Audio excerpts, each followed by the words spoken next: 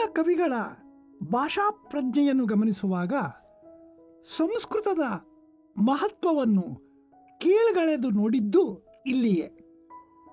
ಕನ್ನಡ ಭಾಷೆಗೆ ಸಾಕಷ್ಟು ಸತ್ವ ಇರುವಾಗ ಅದನ್ನೇ ಕಾವ್ಯ ಭಾಷೆಯನ್ನಾಗಿ ದುಡಿಸಿಕೊಳ್ಳಲು ಪ್ರಯತ್ನ ಪಡಬೇಕೇ ಹೊರತು ಸಂಸ್ಕೃತವನ್ನು ಅವಲಂಬಿಸಬಾರದು ಎನ್ನುವ ದಿಟ್ಟತನದ ಧೋರಣೆಯೊಂದು ಈ ಕಾಲದಲ್ಲಿ ಘೋಷಿತವಾಗಿ ಕನ್ನಡದ ನುಡಿಯಲ್ಲಿ ತನ್ನ ಮೋಕ್ಷವ ಗಳಿಸಿಕೊಂಡರೆ ಸಾಲದೆ ಸಂಸ್ಕೃತದಳು ಇನ್ನೇನು ಎಂದು 17ನೇ ಶತಮಾನದ ಮಹಾಲಿಂಗರಂಗನವರೆಗೂ ಅನುರಣಿತವಾಗಿದೆ.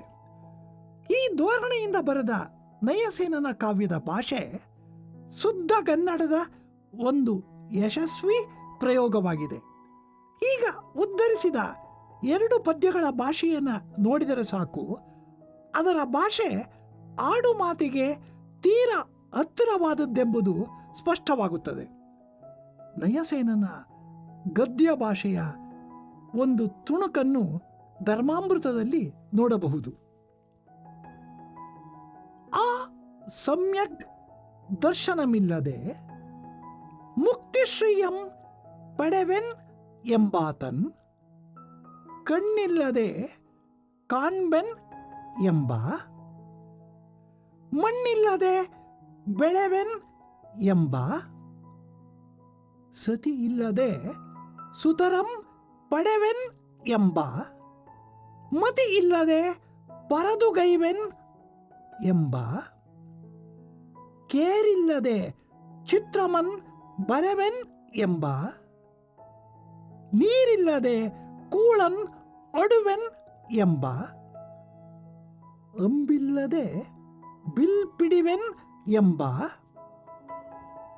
ತೂಬಿಲ್ಲದೆ ಕೆರೆಯಂ ಕಟ್ಟುವೆನ್ ಎಂಬ,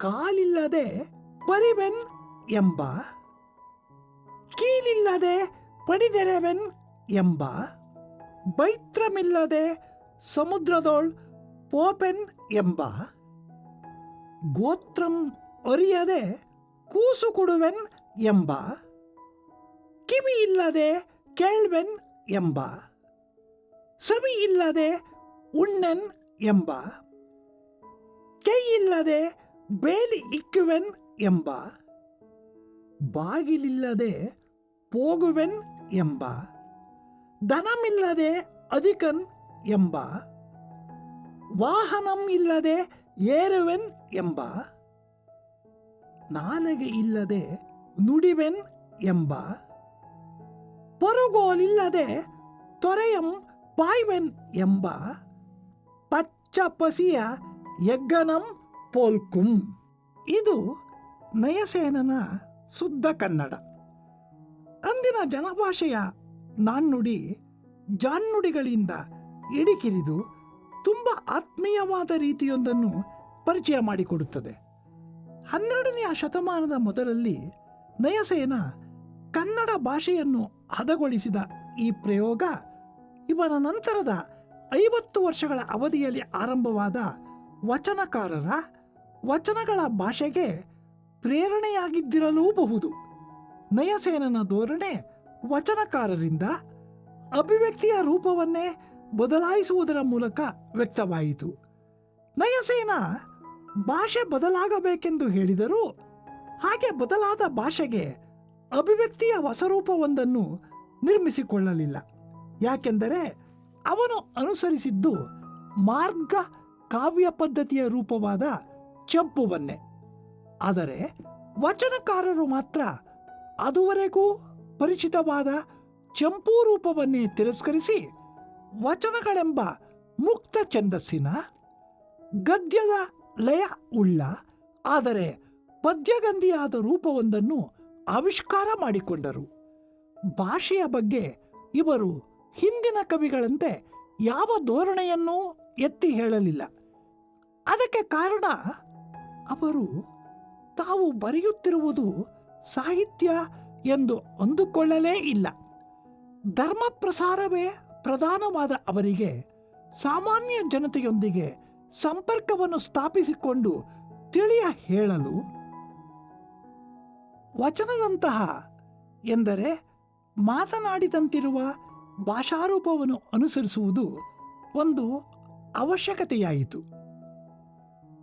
ಉಳ್ಳವರು ಶಿವಾಲಯವ ಮಾಡುವರು, ಬಡವನಯ್ಯ ನಾನೇನ ಮಾಡುವೆನಯ್ಯ, ಎನ್ನ ಕಾಲೇ ಕಂಬ, ಎನ್ನ ದೇಹವೇ ದೇಗುಲ, ಎನ್ನ ಶಿರವೇ ಹೊನ್ನ ಕಳಸವಯ್ಯ, ಕೂಡಲ ಸಂಗಮ ದೇವ ಕೇಳಯ್ಯ, ಸ್ಥಾವರಕ್ಕೆ ಅಳಿವುಂಟು ಜಂಗಮಕ್ಕೆ ಅಳಿವಿಲ್ಲ ಎಂಬ ಬಸವಣ್ಣನವರ ಈ ವಚನ ಕನ್ನಡ ಭಾಷೆಯ ಸಿದ್ಧಿಯನ್ನು ಸೂಚಿಸುತ್ತದೆ. ವಚನಕಾರರು ಅಚ್ಚಗನ್ನಡ ಬೇಸಾಯಗಾರರು ಎಂಬ ಪ್ರಶಸ್ತಿಗೆ ಇವರ ಭಾಷೆ ಸಾಕ್ಷಿಯಾಗಿದೆ. ಇದೊಂದೇ ಕಾಲದಲ್ಲಿ ಕನ್ನಡ ಸಾಹಿತ್ಯ ಜನಸಾಮಾನ್ಯರ ಆಡು ಮಾತನ್ನು ಅಂತರಂಗದ ಸೂಕ್ಷ್ಮವಾದ, ನವುರಾದ, ಗಾಢವಾದ ಭಾವನೆಗಳ ಅಭಿವ್ಯಕ್ತಿಗೆ ಮಾಧ್ಯಮವನ್ನಾಗಿ ಮಾಡಿಕೊಂಡಿದ್ದಷ್ಟೇ ಅಲ್ಲ, ಗಹನವಾದ ಶಾಸ್ತ್ರ ವಿಚಾರಗಳಿಗೂ ಗೂಢವಾದ ಆಧ್ಯಾತ್ಮಿಕ ಅನುಭವಗಳಿಗೂ ಮಾಧ್ಯಮವಾಯಿತು. ಹಿಂದೆ ಆಗಲೇ ನಾವು ಹೇಳಿರುವಂತೆ ಸಂಸ್ಕೃತ ಇದುವರೆಗೂ ಏನೇನು ಸಾಧ್ಯತೆಗಳನ್ನು ಒಳಗೊಂಡಿತೋ ಅದೆಲ್ಲವನ್ನೂ ಕನ್ನಡ ಭಾಷೆಯು ಸಾಧಿಸಿ ತೋರಿಸಿತು. ವಚನಕಾರರಿಂದ ಮೊದಲಾದ ಈ ಭಾಷಾಕ್ರಾಂತಿ 17ನೇ ಶತಮಾನದವರೆಗೆ ಸುಮಾರು 500 ವರ್ಷಗಳವರೆಗೆ ಒಂದು ದೇಸಿ ಯುಗವನ್ನೇ ಕನ್ನಡ ಸಾಹಿತ್ಯದಲ್ಲಿ ನಿರ್ಮಾಣ ಮಾಡಿತು. ಅಲ್ಲಲ್ಲಿ ಈ ಕಾಲದಲ್ಲೂ ಒಂದೊಂದು ಮಾರ್ಗ ಪದ್ಧತಿಯ ಪ್ರಯತ್ನಗಳಿದ್ದರೂ ಮುಖ್ಯವಾಗಿ ಬಂದ ಪ್ರಕಾರಗಳೆಂದರೆ ರಗಳೆ, ಷಟ್ಪದಿ, ಕೀರ್ತನೆ, ಸಾಂಗತ್ಯ ಮತ್ತು ತ್ರಿಪದಿಗಳು. ಈ ರೂಪಗಳೆಲ್ಲ ದೇಸೀಯತೆಯನ್ನು ಅಥವಾ ಸಾಧ್ಯವಾದಷ್ಟು ಜನಭಾಷೆಯನ್ನು ಹಿಡಿದು ಇಡಲು ತಕ್ಕ ರೂಪಗಳು. ಭಾಷೆ ಬದಲಾಗಬೇಕು ಎಂದರೆ ಅದನ್ನು ಅಭಿವ್ಯಕ್ತಿಗೆ ಬಳಸುವ ರೂಪವೂ ಬದಲಾಗಬೇಕು. ಇಲ್ಲದಿದ್ದರೆ ಅದನ್ನು ಬದಲಾವಣೆ ಎಂದು ಕರೆಯುವುದರಲ್ಲಿ ಅರ್ಥವಿಲ್ಲ. ಇಂತಹ ನಿಜವಾದ ಬದಲಾವಣೆಯನ್ನು ದೇಸಿ ಯುಗದಲ್ಲಿ ಕಾಣಬಹುದು. ಆದುದರಿಂದಲೇ ಹರಿಹರನ ರಗಳೆಗಳ ಭಾಷೆ,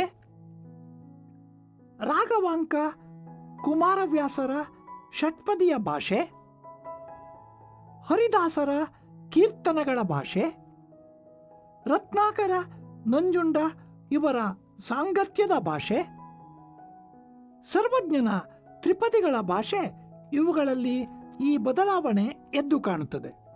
ಇವುಗಳೆಲ್ಲದಕ್ಕೂ ನಿದರ್ಶನಗಳನ್ನು ಕೊಡುವುದು ಅನವಶ್ಯಕ. ಆದರೆ ಕನ್ನಡದ ಮಹಾಕವಿಗಳಲ್ಲಿ ಒಬ್ಬನಾದ ಕುಮಾರವ್ಯಾಸ ತನ್ನ ಷಟ್ಪದಿಯಲ್ಲಿ ಮಾಡಿದ ಭಾಷಾ ಪ್ರಯೋಗಕ್ಕೆ ಒಂದೇ ಒಂದು ಉದಾಹರಣೆಯನ್ನು ನೋಡಿದರೆ ಸಾಕು. ವಿರಾಟ ಪರ್ವದ ಪದ್ಯ.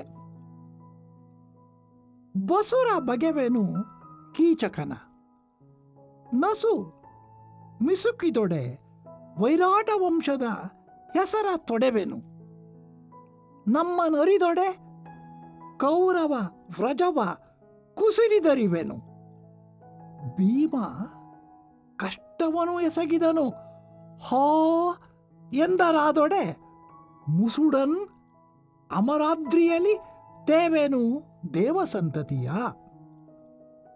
ಕುಮಾರವ್ಯಾಸನ ಭಾಷೆಯಲ್ಲಿ ಕಂಡುಬರುವ ಗ್ರಾಮೀಣ ರೂಕ್ಷತೆ, ಅದರೊಂದಿಗೆ ಹೊಂದಿಕೊಂಡು ಬರುವ ಆಡು ಮಾತಿನ ಧಾಟಿ ಮತ್ತು ಮಾರ್ಗಕಾವ್ಯದ ಶಕ್ತಿ, ಇವುಗಳನ್ನು ಕುಮಾರವ್ಯಾಸನ ದೇಸಿಯಲ್ಲಿ ಕಾಣಬಹುದು.